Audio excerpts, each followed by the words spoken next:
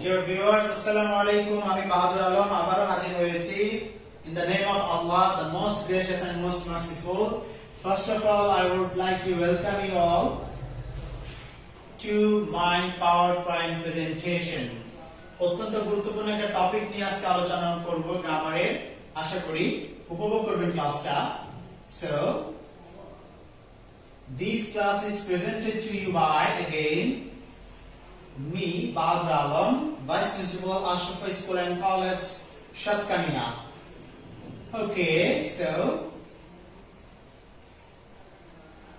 our today's topic is the rules of punctuation. The rules of punctuation. Punctuation marks এর ব্যবহার নিয়ে আজকে আমরা আলোচনা করব। অত্যন্ত ইফেক্টিভ একটা আলোচনা হবে। আশা করি সবাই উপভোগ করবে। So, are you ready? Physically অবশ্যই প্রস্তুত থাকতে হবে। আশা করি রেডি, আমিও প্রস্তুত। এটা বোম্বাস্টিক ক্লাস। সো আপনারা প্রস্তুত, আমিও প্রস্তুত। আলোচনায় চলে যাচ্ছি আজকে। মূল আলোচনায় চলে যাচ্ছি আমরা। Yes, learning outcome. এই ক্লাসটা শেষ করার পরে স্টুডেন্টরা কি কি শিখবে? ফার্স্ট অফ অল আমরা দেখতে পাচ্ছি students will be able to identify punctuation marks. বিভিন্ন পাংচুয়েশন মার্কস থেকে স্টুডেন্টরা চিহ্নিত করতে পারবে। তারপরে students will be able to use the punctuation marks in their daily writings. এই ক্লাসটা শেষ করে স্টুডেন্টরা আজকে থেকে, আগে না পারলেও এখন থেকে তাদের ব্যক্তিগত ডেইলি রাইটিং এ অবশ্যই কারেক্টলি পাংচুয়েশন মার্কস ব্যবহার করতে শিখবে ইনশাআল্লাহ। ওকে, আমরা তাহলে পাঠে চলে যাচ্ছি। First of all punctuation marks use করার জন্য আমার প্রথম যেটা দরকার সেটা হচ্ছে আমাকে বিভিন্ন পাংচুয়েশন মার্কস চিনতে হবে। পাংচুয়েশন মার্কস যদি আমি শুদ্ধ করে না চিনি, নাম না জানি, তাহলে আমি রুলস গুলো পড়ে জানতে পারবো না। So yes, let's be introduced with the punctuation marks. আমরা এখন বিভিন্ন পাংচুয়েশন মার্কস এর সাথে আগে পরিচিত হব, তারপরে সেগুলোর ব্যবহার নিয়ে ধাপে ধাপে আমরা আলোচনা করব। ওকে, সো আমরা পার্টে যাচ্ছি। ইয়েস, ফার্স্ট অফ অল আমরা দেখতে পাচ্ছি এখানে কি আছে, ফুল স্টপ। এই চিহ্নটাকে কি বলে? ফুল স্টপ আর পিরিয়ড। ব্রিটিশরা এই চিহ্নটাকে বলছে ফুল স্টপ, আর আমেরিকানরা এটাকে বলছে পিরিয়ড। আবার আমরা যখন ইন্টারনেটের ঠিকানা লিখি তখন ইন্টারনেটের ঠিকানা এটাকে বলা হচ্ছে কি ডট। ইয়েস, এরপর আসছে কোয়েশ্চেন মার্ক। এই চিহ্নটা আমরা দেখতে পাচ্ছি, এর নাম কি? কোয়েশ্চেন মার্ক, প্রশ্নবোধক চিহ্ন। কেউ কেউ এটাকে বলছে note of interrogation. Okay, next আমরা দেখতে পাচ্ছি এটা কি? এটা হচ্ছে এক্সক্লেমেশন পয়েন্ট আর এক্সক্লেমেশন মার্ক। কেউ কেউ বলছে এক্সক্লেমেটরি পয়েন্ট, বিস্ময়সূচক চিহ্ন বাংলায়। এটাকে বলা হচ্ছে কমা। ওকে, নেক্সট আমরা দুটো চিহ্ন দেখে নিব। লাস্ট এদিক থেকে চিহ্ন আসছে সেমিকোলন। এই চিহ্নটার নাম কি? সেমিকোলন। ওকে, সেমিকোলন। দেন কি আসছে? হাইফেন। এটা কি? হাইফেন। তারপরে কি আসছে? ড্যাশ। হাইফেন এবং ড্যাশ দেখতে কিরকম হলো? এটা একটু ছোট সাইজের, এটা একটু বড় সাইজের। তাহলে ছোট সাইজের যেটা সেটাকে আমরা বলছি হাইফেন, আর যেটা বড় সাইজের সেটা হচ্ছে কি স্যার? ড্যাশ। ওকে, এই চিহ্নটা কি? এটা এটা দেখতে কিরকম? শুধুমাত্র পজিশনগত কারণে এটা যখন নিচে বসবে সেটাকে আমরা বলছি কমা, আর এটা যখন একটু উপরে বসবে এটাকে আমরা বলছি অ্যাপোস্ট্রফি। ইয়েস, তারপরে কি আসছে আমাদের? কোটেশন মার্কস, অথবা এটাকে কেউ কেউ বলছে ইনভার্টেড কমা, অথবা কেউ কেউ বলছে কোটেশন মার্কস। নেক্সট কি আসছে? ইয়েস, এটা হচ্ছে ডট। এটাকে আমরা বলছি একসাথে তিনটাকে বলছি ডটস অথবা ইলিপসিস। ডটস অথবা ইলিপসিস। নেক্সট আমাদের কি আসছে আমি একটু দেখে নিই। ব্র্যাকেটস। কি বলা হচ্ছে এগুলোকে? ব্র্যাকেটস, অথবা কেউ কেউ বলছে প্যারেনথেসিস। তাহলে প্রিয় শিক্ষার্থীরা আমরা একটা চিহ্ন দেখে নিচ্ছি। ইয়েস, এটাকে বলা হচ্ছে স্টারিস। কেউ কি স্টার মার্ক বলে, আমরা বলছি কি স্টারিস।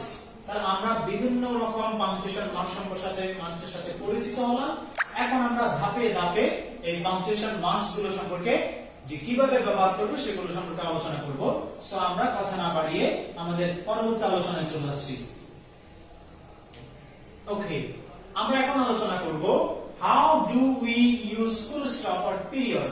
আমরা ফুল স্টপ বা পিরিয়ড কিভাবে ব্যবহার করব সেটা নিয়ে আলোচনা করছি। আমরা ফার্স্ট রুলসটা একটু দেখে নিই। ইয়েস, হচ্ছে we use full stop at the end of a complete sentence একটা পরিপূর্ণ বাক্যের শেষে একজন বক্তা যখন তার মনের ভাব সম্পূর্ণ প্রকাশ করে ফেলবে কথা যখন শেষ হবে পরিপূর্ণ বাক্যের শেষে আমরা একটা ফুল স্টপ ইউজ করি এখানে একটা বিষয় আলোচনা করে রাখতে হয় সেটা হচ্ছে বিশেষ করে ইম্পারেটিভ অ্যাসার্টিভ অবজেক্টিভ এই তিন ধরনের সেন্টেন্স যদি শেষ হয় আমরা সেখানে একটা ফুল স্টপ ইউজ করি প্রশ্নবোধক এবং এক্সক্লেমেটরি সেন্টেন্সের ক্ষেত্রে আলাদা আমরা একটু উদাহরণ দিয়ে দেখে নিই প্রথম বাক্যটা আমরা একটু দেখি I went to Ashifa Hospital yesterday আমি গতকাল আশিফা হসপিটালে গিয়েছি অ্যাসার্টিভ সেন্টেন্স শেষ হয়েছে আমি একটা ফুল স্টপ ব্যবহার করেছি এখানে তারপরে বাক্যটা আছে stay at home to save you from corona corona থেকে নিজেকে সেভ করার জন্য বাসায় অবস্থান করো তাহলে এটা একটা ইম্পারেটিভ সেন্টেন্স এখানে একটু উপদেশ দেওয়া হচ্ছে যে এই বাক্যটা যেহেতু শেষ হয়েছে এখানে আমরা একটা ফুল স্টপ ব্যবহার করেছি প্রিয় শিক্ষার্থীরা ওকে তারপর আসছি আমরা পরবর্তী ইয়াতে যাব আমরা next okay use at the end of an indirect question আমরা কোথায় ব্যবহার করি ইয়েস বলা হচ্ছে আমরা ইনডিরেক্ট কোশ্চেনের শেষে কখনো কখনো কিছু কিছু সেন্টেন্স অ্যাসার্টিভ কিন্তু দেখে মনে হবে এটা একটা প্রশ্ন কারণ এখানে কিছু ডাব্লিউএস কোশ্চেন ব্যবহার হয়ে যায় যেমন দেখেন he asked me where I was going he asked me where I was going এখানে একটা শব্দ আছে where কোথায় সে আমাকে জিজ্ঞেস করলো আমি কোথায় যাচ্ছিলাম তাহলে এই ক্ষেত্রে যদিও এটা ডাব্লিউএস ওয়ার্ড আছে কিন্তু সরাসরি কোনো প্রশ্ন নয় আগে প্রশ্ন করেছিলাম পরে আমি ব্যাখ্যা করছি সেজন্য এই বাক্যের শেষে আমরা একটা ফুল স্টপ ব্যবহার করেছি ওকে আমরা এবার পরবর্তী স্লাইডে চলে যাচ্ছি প্রিয় শিক্ষার্থীরা এরপর আসছে how do we use a question mark full stop নিয়ে আলোচনা শেষ এবার আমরা জানবো কিভাবে আমরা প্রশ্নবোধক চিহ্নটা ব্যবহার করব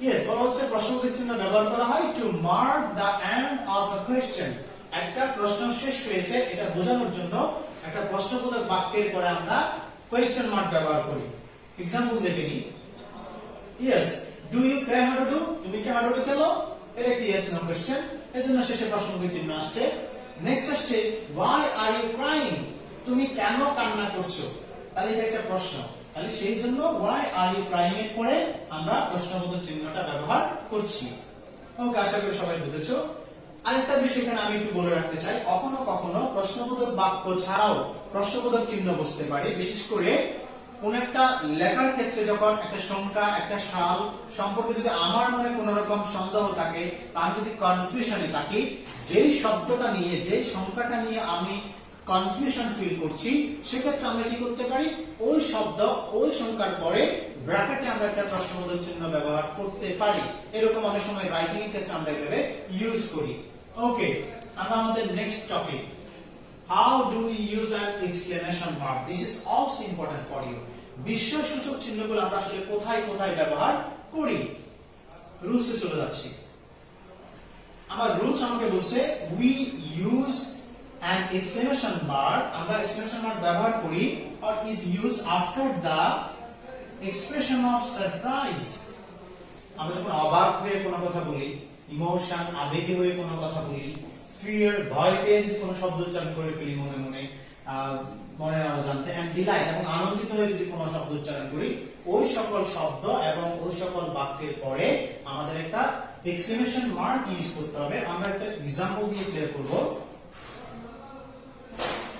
ওকে আমরা এখানে কিছু শব্দ দেখতে পাচ্ছি আমরা যখন মনে মনে খুব বেশি কষ্ট পেয়ে থাকি তখন মনে হতাশায় আমরা একটা শব্দ উচ্চারণ করি ওফ ওকে আমরা যখন খুব আরাম পাই সাপোজ আমি প্রচন্ড গরম থেকে এসে এসি রুমে প্রবেশ করলাম একটু ঠান্ডা গায়ে লাগলো তখন আমি আহ ইয়েস ওটস আমরা যখন কোথাও ব্যথা পাই তখন ওটস ইয়েস আমরা যখন সারপ্রাইজিং কিছু দেখি তখন বলি লুক দেখো ওকে হুরা আমরা বলি হুরা ওয়াও সারপ্রাইজিং কিছু দেখলাম ওয়াও তাহলে ওয়ার্ড অ্যাবাউট ইউ আর কি চমৎকার একটা ছেলে তুমি এই ধরনের সেন্টেন্স গুলো দ্বারা যদি মনের আবেগ অনুভূতি প্রকাশিত হচ্ছে তাহলে এই শব্দগুলোর পরে এই ধরনের বাক্যগুলোর পরে আমরা একটা এক্সক্লেমেশন মার্ক ব্যবহার করব তাহলে প্রিয় শিক্ষার্থীরা এক্সক্লেমেশন মার্ক ব্যবহার করার রুলসটা আমরা জেনে নিলাম ওকে প্রিয় শিক্ষার্থীরা আমরা এখন আলোচনা করব হাউ ডু উই ইউজ কমা আমরা কমার ব্যবহার কিভাবে করব এখানে আমি বেশ কয়েকটা রুলস আলোচনা করব কমা চিহ্নটা আমরা সবাই চিনি। সো কমা ব্যবহার করার প্রথম রুলসটা হচ্ছে to separate items in a list. আমরা যখন একটা সমজাতীয় বিভিন্ন জিনিসের তালিকা তৈরি করব, সেক্ষেত্রে ওই জিনিসগুলোর নামের পরে আমাদেরকে কমা ব্যবহার করতে হবে। আমরা একটা উদাহরণ দেখি, we need to buy milk. আমাকে কি কিনতে হবে? মিল্ক কিনতে হবে, eggs, flour, oil and sugar. আমরা দেখতে পাচ্ছি আমার এখানে বিভিন্ন ধরনের জিনিসের একটা তালিকা আসছে। আমি প্রত্যেকটা জিনিসের নামের পরে মিল্কের পরে কমা আসছে, এগস এর পরে কমা আসছে, ফ্লাওয়ারের পরে কমা আসছে, ওয়েল এন্ড সুগার। এখানে ওয়েল, সুগার এবং এই দুটার মাঝখানে যেহেতু এন্ড আছে, সেজন্য এখানে আমরা কোনো ব্যবহার করিনি। বাক্যটা যেহেতু শেষ হয়েছে, আমরা একটা ফুল স্টপ ব্যবহার করেছি। ওকে, এরপর আর কোথায় কমা বসবে? হচ্ছে to separate words that are not a part of sentence.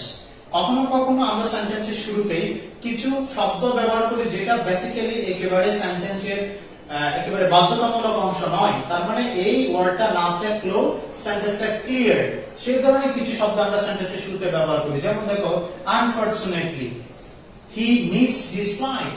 তাহলে শুরুতে একটা কি আসছে? আনফরচুনেটলি। এরকম আনফরচুনেটলি, হাউএভার, মোরএভার, দেয়ারফর, এই ধরনের শব্দগুলো যদি সেন্টেন্সের শুরুতে থাকে, তাহলে তারপরে আমরা একটা কি ব্যবহার করব? কমা ব্যবহার করব। ওকে, তারপরে রুলস কি বলছে? To separate the vocative case or forms of address. It's very important rule for you. এখানে বলা হচ্ছে ভোকেটিভ কেসকে আলাদা করার জন্য আমরা কমা ব্যবহার করি। এখন ভোকেটিভ কেসটা কি, এটা আমাদেরকে একটু জানতে হবে। বিশেষ করে যাকে সম্বোধন করে কোনো কথা বলা হয় তাকে আমরা বলি ভোকেটিভ কেস। ফর এক্সাম্পল, আমরা যদি বলি যে মনে করো এখানে আমার সামনে 5 জন ছেলে মেয়ে আছে, তার মধ্যে থেকে আমি বললাম সাজ্জাদ দাঁড়াও, তাহলে কথাটা কাকে বললাম? সাজ্জাদকে বললাম দাঁড়াও। তাহলে এখানে কথাটা সাজ্জাদকে সম্বোধন করে বলা হয়েছে। আবার ভোকেটিভ কেস এবং হতে পারে আমি বাসায় গেলাম স্কুল থেকে বাসায় ফিরে বললাম মা আমাকে কিছু খেতে দেন, তাহলে কথাটা কাকে বললাম? মাকে। তাহলে এখানে মা শব্দটা হচ্ছে আমার জন্য ভোকেটিভ কেস। সো একটা বাক্যে ভোকেটিভ কেস 3 ভাবে বুঝতে পারে। যেমন 1 নম্বর বাক্য আমরা দেখলাম, Bahadur can you take him to hospital. 1 নম্বর বাক্যে বাহাদুরকে বলা হচ্ছে, বাহাদুর তুমি কি তাকে হসপিটালে নিয়ে যেতে পারো। তাহলে এখানে কথাটা কাকে বলা হয়েছে? বাহাদুরকে। তাহলে বাহাদুর হচ্ছে এই বাক্যের ভোকেটিভ কেস। তাহলে ভোকেটিভ কেস যখন সেন্টেন্সের শুরুতে বসবে, তখন আমার ওই ভোকেটিভ কেসের পরে একটা কমা ব্যবহার করতেই হবে। ওকে, নেক্সট সেকেন্ড বাক্যে আছে how are you Paru. How are you Paru, কথাটা কাকে জিজ্ঞেস করছে? হাউ আর ইউ, কেমন আছো পারু। পারু তুমি কেমন আছো। তাহলে প্রশ্নটা আমি করেছি পারুকে। পারু হচ্ছে এখানে ভোকেটিভ কেস। তো পারুকে সম্বোধন করে কথাটা বলা হয়েছে। পারু সেন্টেন্সের শুরুতে নেই, শেষে আছে, সেজন্য তার আগেরটা কি বসছে? কমা। তারপরে থার্ড সেন্টেন্সটা আমরা একটু দেখি, how are you Jack and where are you going. সেন্টেন্সটা দেখো, how are you Jack and where are you going. Jack তুমি কেমন আছো এবং কোথায় যাচ্ছ। তাহলে আমি দুটো কথা বলেছি কাকে? জ্যাককে। তাহলে জ্যাক কি সেন্টেন্সের শুরুতে? না। জ্যাক কি সেন্টেন্সের শেষে? তাও না।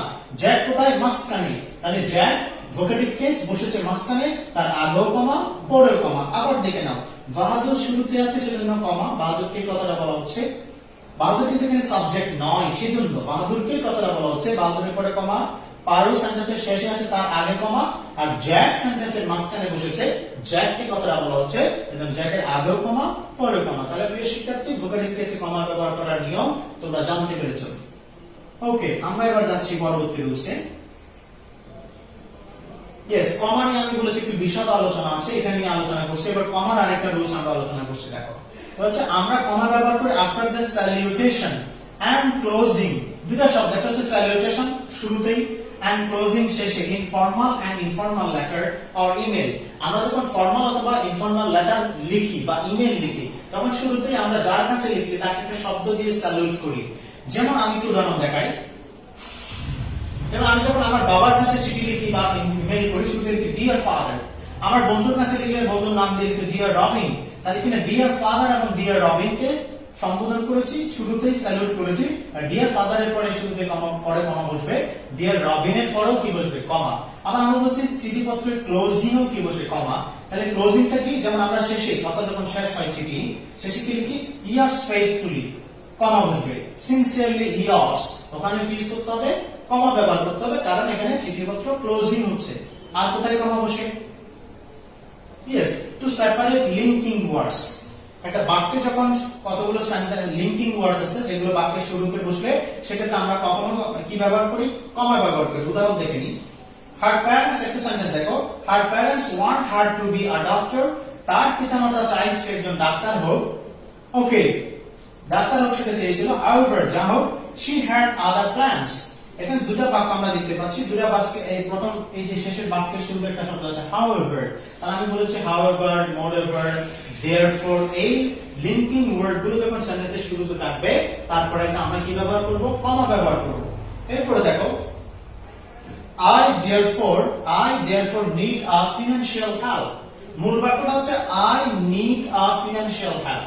আমার একটা আর্থিক সহযোগিতা দরকার। মাঝখানে শব্দ আছে therefore, তাহলে সাবজেক্ট এবং মূল ভার্বের মাঝখানে যখন therefore বসবে তখন therefore এর আগেও কমা পরেও কমা। কিন্তু therefore-টা যদি আমি I এর আগে বসাতাম তার মানে সাবজেক্টের আগে বসতো, তখন ঠিক however এর মতো therefore এর পরেও একটা কি আসতো, কমা আসতো।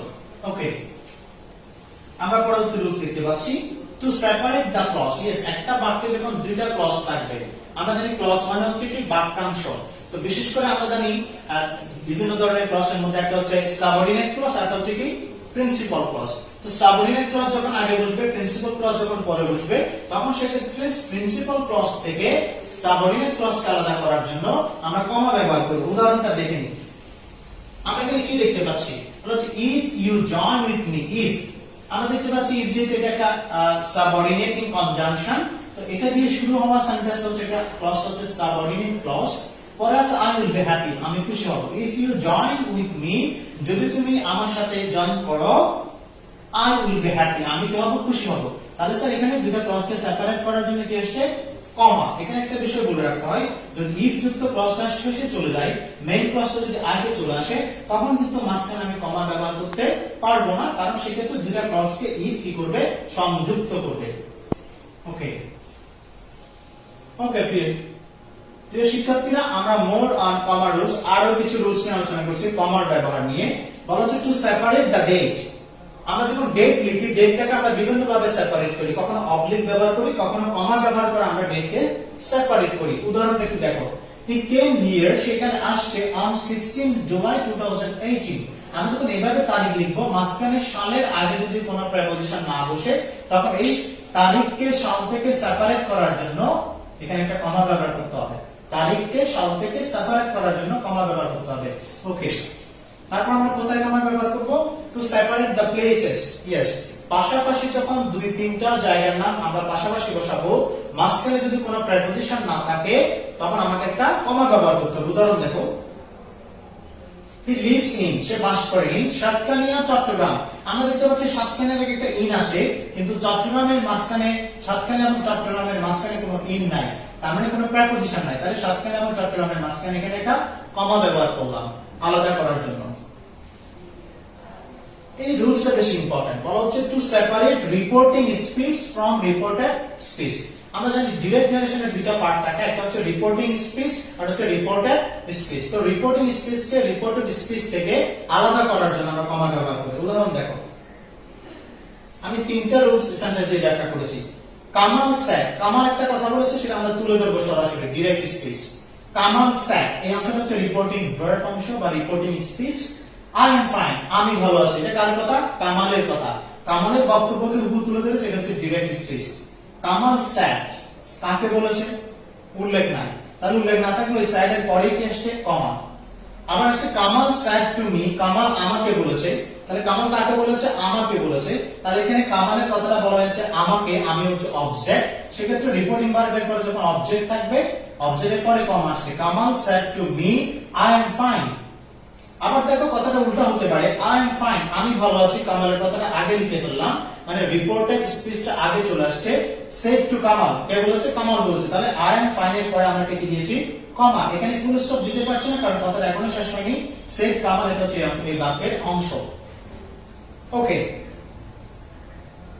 তারপর একটু রুলসে চলে যাচ্ছে আমরা।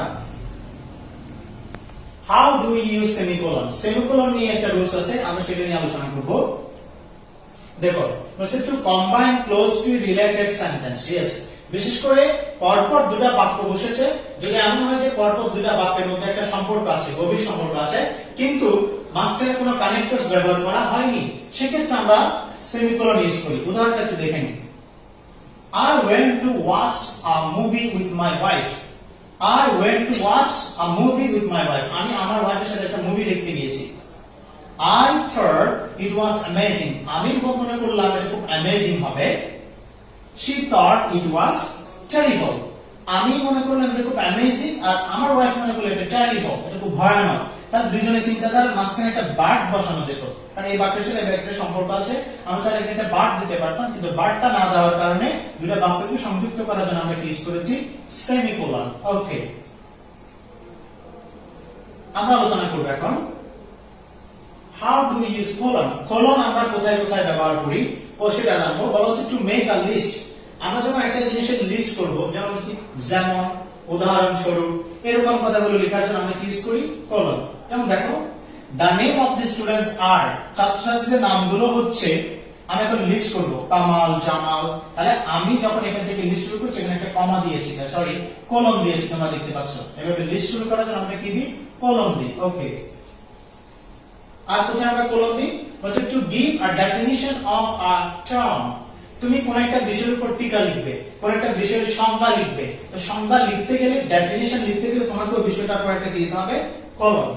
যেমন লোডশেডিং, আমাকে বলা হলো লোডশেডিং এর একটা সংজ্ঞা দাও, তো আমি লোডশেডিং এর সংজ্ঞাটা লিখছি। লোডশেডিং মানে হচ্ছে না দিয়ে আমি লোডশেডিং দিয়ে কোলন দিয়ে শুরু করছি। Load shedding means the suspension of electricity for a certain period. সংজ্ঞাটা দিলাম, তো লোডশেডিং এর সংজ্ঞা লিখছি বলে এখানে একটা কি দিলাম? কোলন দিলাম। ওকে, তাহলে কোলন নিয়ে আমরা আলোচনা করেছি। এবার আমরা আলোচনা করব অ্যাপোস্ট্রফি। এই রুলসটা আলোচনা করে আমরা হয়তো শেষ করব। How do we use apostrophe. Apostrophe আমি বলেছি কমার মতো যে চিহ্নটা যেটা উপরে বসে, সেটা হচ্ছে অ্যাপোস্ট্রফি। ইটস ভেরি ইম্পর্টেন্ট, কারণ এটা কমন পড়ে বেশি।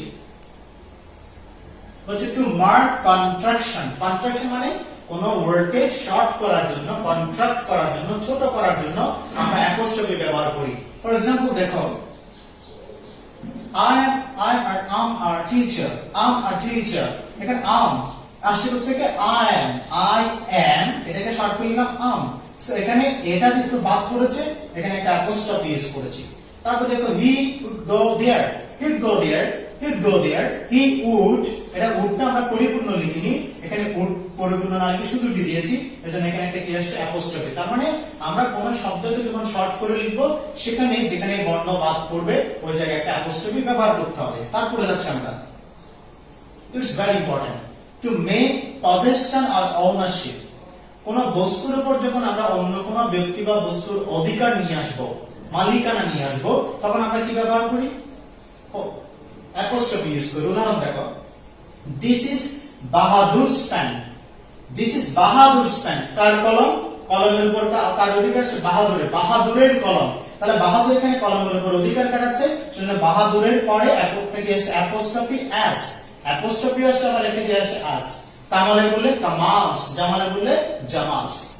এখন দেখো এখানে বাহাদুরের, বাহাদুর কয়জন? একজন, একজনকে পজিটিভ করলে অ্যাপোস্ট্রফি এসটা পরে। এখানে আসছে Thomas parents are coming to visit হিম। তোমার বাবা মা তাকে দেখতে আসছে, তোমাদের বাবা মা। এখন টমাস, এখন দেখো এখানে টমাস প্যারেন্টস, সেখানে টমাসের সাথে একটা অলরেডি এস আছে। সো এখানে আমরা অ্যাপোস্ট্রফি দিয়ে আর এস দেওয়া দরকার নেই, যেহেতু যে সকল শব্দের শেষে একটা এস থাকবে, এস সাউন্ড যেটা হচ্ছে হিস সাউন্ড থাকবে এস, তখন অ্যাপোস্ট্রফি দিয়ে বাহাদুরের মতো এস দিতে হবে না, যেহেতু অলরেডি এখানে একটা কি আছে? এস। ওকে, তো প্রিয় শিক্ষার্থীরা, আমরা এখন শিখব একটু করে how do use quotation mark. Quotation mark আমরা কোথায় ব্যবহার করব? কোটেশন মার্ক নিয়ে আমরা আগে আলোচনা করেছি, একটু করে দেখো। To quote exact words from spoken or written language. Yes, কোন বক্তা কখনো কোনো কথা বলেছে, কোন লেখক কোনো কথা বলেছে, তো কোন বক্তা বা লেখকের কোনো কথা যখন আমরা কোথাও হুবহু তুলে ধরবো, তখন সেখানে আমরা কি ইউজ করি? কোটেশন। যেমন দেখো, the principal said, প্রিন্সিপাল বললেন, তাহলে প্রিন্সিপাল একটা কথা বলেছেন, আমি প্রিন্সিপালের বক্তব্যকে হুবহু তুলে ধরবো। তিনি কি বললেন? if you read today, যদি তোমরা আজকে পড়াশোনা করো, you will lead tomorrow, তোমরা আগামীকাল নেতৃত্ব দিবে। তাহলে প্রিন্সিপাল বক্তব্যকে হুবহু তুলে ধরেছে এখান থেকে, এখানে ইনভার্টেড কমা শুরু, ওনার বক্তব্য এখানে শেষ হয়েছে, ইনভার্টেড কমা শেষ। তারপর আসছে টু শো টাইটেলস, কোন শিরোনাম, কোন গল্পের শিরোনাম, কোন বইয়ের শিরোনাম যদি আমরা তুলে ধরি তখন আমরা কি ব্যবহার করছি, কোটেশন। যেমন দেখো my favourite poem by Nazrul is Bidrohi. তাহলে এখানে বিদ্রোহী হচ্ছে নজরুল একটা কবিতার নাম, তাহলে আমি কবিতার শিরোনাম তুলে ধরেছি, সেজন্য কবিতার শিরোনামটাকে আমি সেপারেট করার জন্য যেটা একটা ওয়ার্ড আমি একটা সিঙ্গেল কোট ব্যবহার করেছি। আমি আমার নজরুলের লেখা কবিতাগুলোর দ্বারা প্রিয় কবিতা হচ্ছে বিদ্রোহী, তাহলে বিদ্রোহীর আগে আমরা কি ব্যবহার করেছি, কোটেশন ব্যবহার করেছি আগে পরে। ওকে, আর কোথায় আমরা কোটেশন ব্যবহার করি একটু দেখে নাও। To show, it is important, to show that a word or phrase is used in an unusual way. কখনো কখনো আমরা যখন কথা বলি, কথার মাঝখানে কিছু অস্বাভাবিক শব্দ আমরা নিয়ে আসি। যেমন সাপোজ আমি সবকিছু লিখি ইংরেজিতে, হঠাৎ করে ইংরেজির মাঝখানে একটা বাংলা শব্দ ব্যবহার করে ফেললাম, তখন সেই বাংলা শব্দটাকে আলাদা করার জন্য আমরা একটা কোটেশন ব্যবহার করি। উদাহরণ দেখে নাও একটু করে। আমি বললাম আই লাইক ভাপা পিঠা মোস্ট, আমি বললাম আমি পছন্দ করি, আই লাইক ইংরেজিতে ভাপা পিঠা মোস্ট। তাহলে ভাপা পিঠা বাংলা শব্দ, হঠাৎ করে ইংরেজির মাঝখানে একটা ভাপা পিঠা সরাসরি ইউজ করে ফেললাম, তখন এই ভাপা পিঠাটাকে আলাদা করার জন্য ভাপা পিঠার আগে পরে আমরা কোটেশন ব্যবহার করেছি। তাহলে শিক্ষার্থীরা কোটেশনের ব্যবহার সম্পর্কে তোমরা অবগত হলে। সো ইয়েস, এখন তোমাদের একটা বাড়ির কাজ দিব, তোমরা এখানে দুটো প্যাসেজ আসবে, এই দুটো প্যাসেজের সঠিক পাংচুয়েশন মার্কস গুলো ব্যবহার করবে, ব্যবহার করে কমেন্ট বক্স আমাকে জানাবে।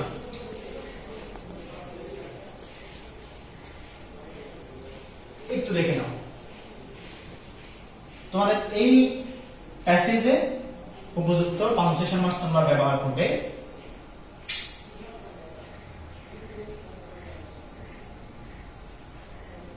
ওকে, এরপরে আরেকটা প্যাসেজ তোমাদের জন্য আছে। এই প্যাসেজটা তো করোনা ভাইরাস সম্পর্কে একটা প্যাসেজ দিয়েছি, এখানে আমি প্রয়োজনীয় পাংচুয়েশন মার্কস ব্যবহার করিনি, তোমরা নিজেরা ব্যবহার করে এটা কমেন্ট বক্স আমাকে জানাবে। লিখে নাও, একটু করে লিখে নিয়ে তারপরে জানাবে। ওকে, এতক্ষণ sorry, so thank you all to be patient and to be with us. এতক্ষণ ধৈর্য ধরে ক্লাস উপভোগ করার জন্য ধন্যবাদ জানাচ্ছি। ওয়েলকাম করছি আমার পরবর্তী ক্লাস দেখার জন্য। টিল দেন, আল্লাহ হাফেজ।